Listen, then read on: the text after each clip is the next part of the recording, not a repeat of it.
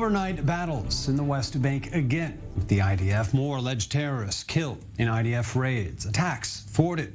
We're talking major attacks, serious car bombs. More than 500 this year alone forwarded by this IDF operation.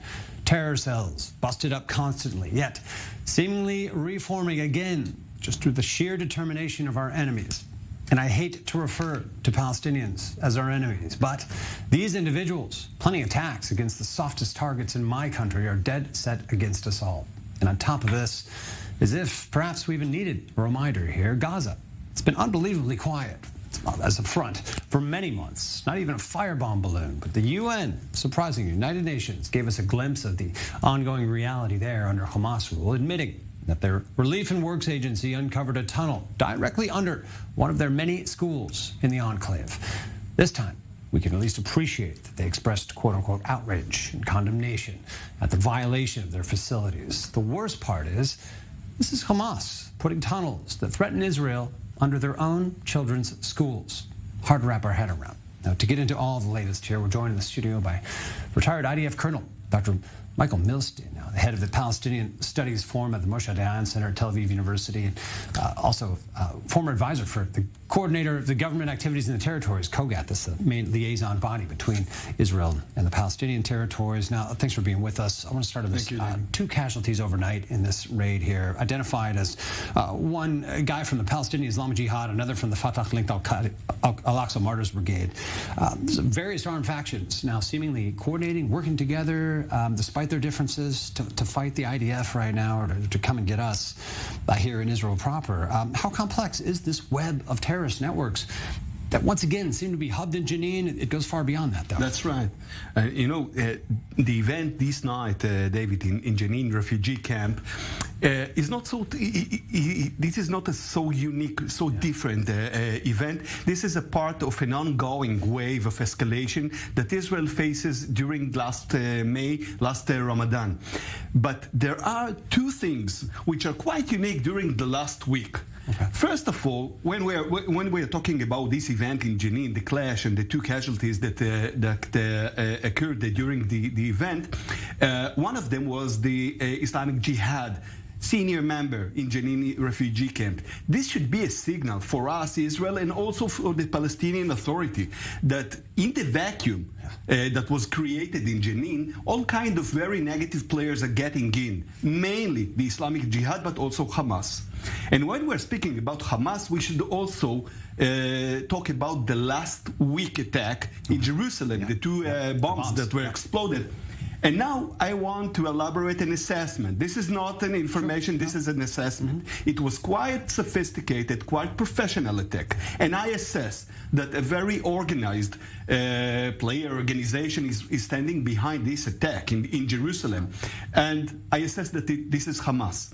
And I think that this is not only, the cells of Hamas in the West Bank or East Jerusalem, but doctrination of Hamas from Gaza. And those two events in Jenin and in Jerusalem should be a very, very prominent signal for us in Israel that the ongoing escalation also creates a very, very dramatic negative phenomena in the West Bank. Not only signal all kind of lonely wolves and very limited the vacuum challenges about this, exactly this sort of no man's land for militant groups, for terrorists. Yes. Hey, look, I want to bring some perspective in here. This vacuum is limited to the northern parts of the West Bank. Mainly. I want to bring some perspective in it as we're talking about the northern parts of the West Bank. I mean, it's been a long war against terror for the IDF in this area. I mean, we go back 20 years ago now to Operation Defensive Shield in Jenin primarily here. I mean, has the IDF institutionally, are we seeing lessons learned from conflicts such as that 20 years ago? Is there a different thing, a different approach today to this ongoing problem? And it's the same place. The main lesson I think that we learned from the conflict of 2002 is that today we have an address. This address is the PA.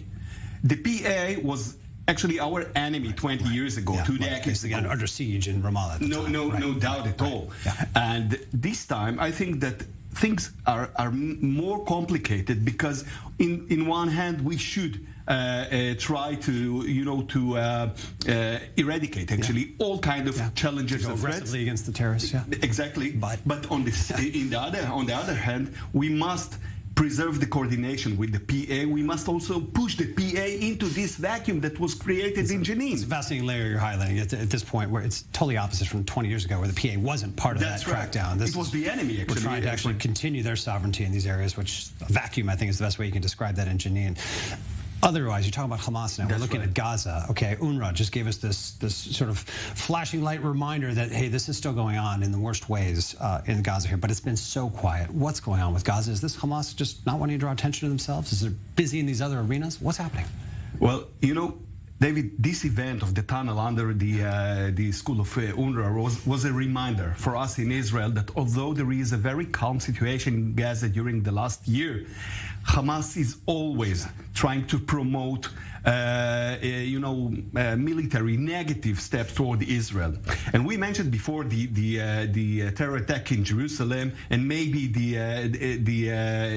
chance, the possibility that Hamas stands behind it. I think that this is a signal that Hamas is trying to enforce an equation, a very problematic one on Israel, that says that as long as things will be quiet in Gaza, as long as there will be a calm situation in Gaza, we, Hamas, can promote every negative military move in the West Bank, assignment, terror attacks, and this equation will be preserved. I think that the next government, the coming government, should re-examine this equation. It's not good at all. Hamas is using this equation in order to promote its own interest in Gaza, but on the other hand, to promote very, very problematic moves in the West Bank. Yeah, we see this taking advantage of sort of the lack of attention, or the quiet.